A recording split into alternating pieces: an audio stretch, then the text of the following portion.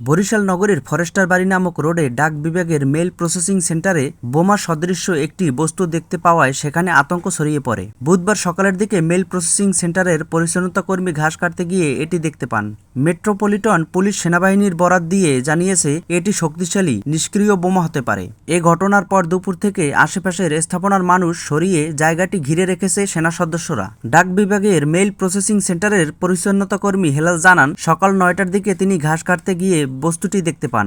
তিনি সিনেমায় দেখেছেন, তাই দেখে বুঝতে পারেন যে এটা একটি বোমা হতে পারে। এরপর মেইল প্রসেসিং সেন্টারের পরিদর্শক মোহাম্মদ রিয়াজ হাওলাদার 999-এ ফোন দিয়ে আইনশৃঙ্খলা রক্ষাকারী বাহিনীর সহায়তা চান। বরিশাল মেট্রোপলিটন পুলিশের এডিসি ফারুক হোসেন বলেন, সেনাবাহিনীর মেজর রাশেদ ঘটনাস্থলে গিয়ে ওই বস্তুটি আসল বোমা হতে পারে বলে ধারণা করেছেন।